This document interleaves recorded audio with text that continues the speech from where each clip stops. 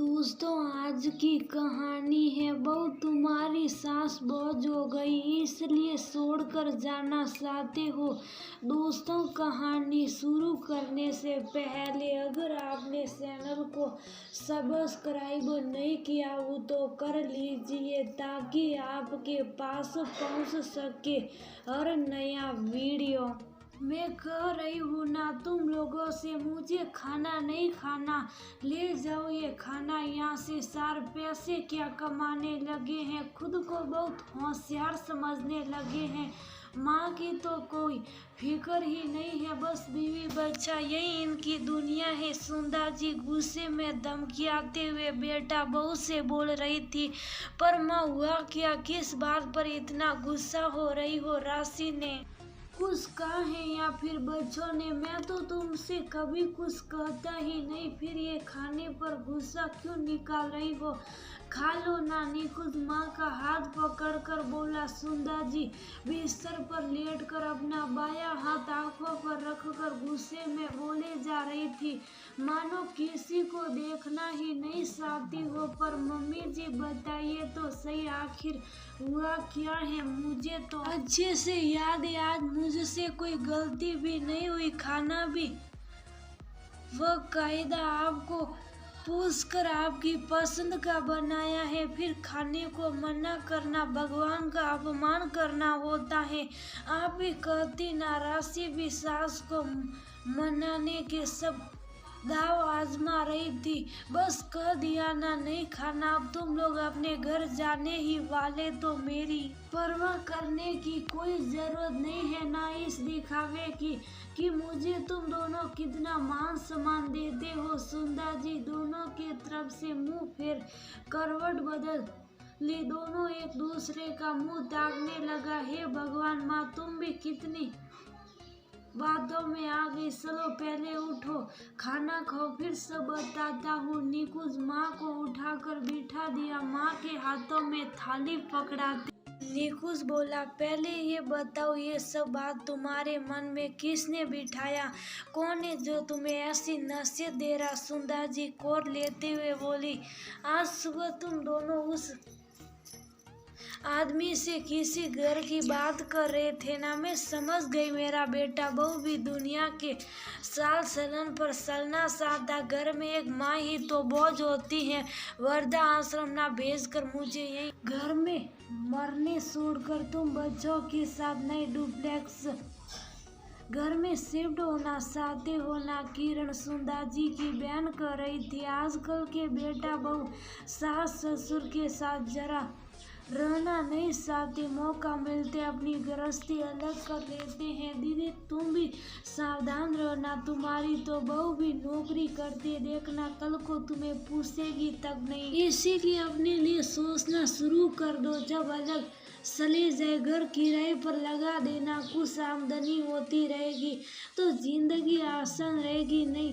तो बेटा बहू का मोहताज बनकर रह जाओगी। एक दुखद आह के साथ सुंदर जी ने कहा, अपनी आंखों से लुढ़कते आंसुओं को गालों पर ही पोंछ लिया। माँ खाना खाते हुए रोना नहीं सही है, फिर शरीर को नहीं लगता। और किरण जैसी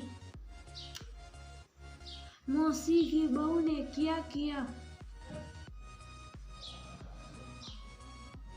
वो ने आपको बताकर अच्छी खासी नसीहत दे दी और आप हमसे बिना कुछ जाने सुने अपने निष्कर्ष पर निकल गई।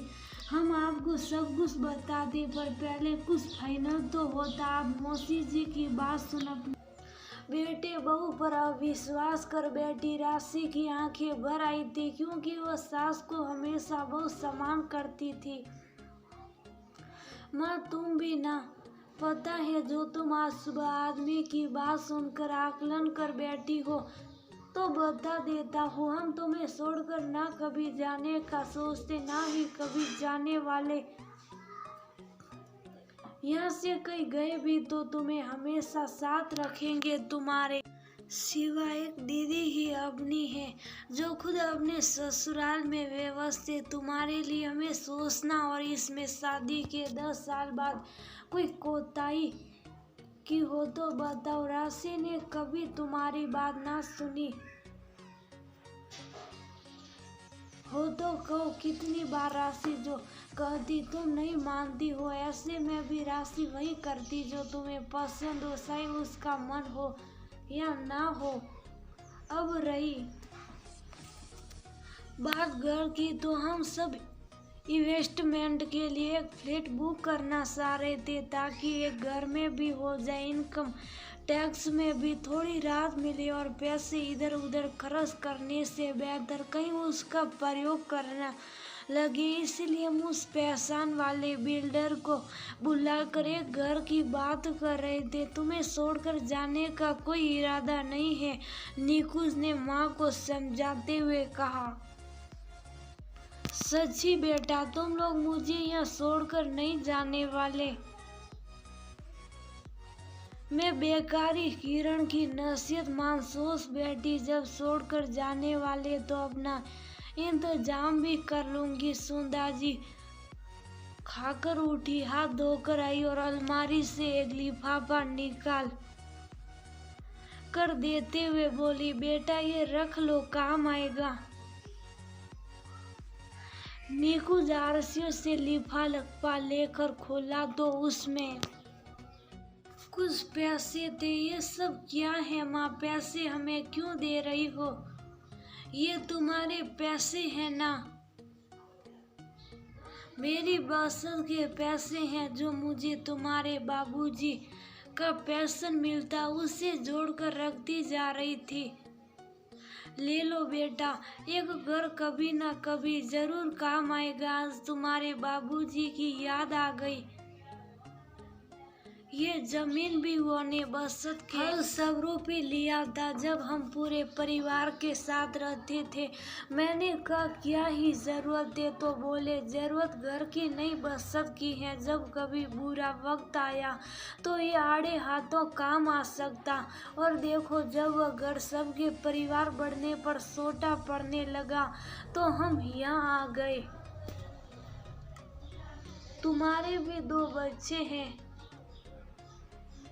ये उनके लिए बचत समझ कर रख लो।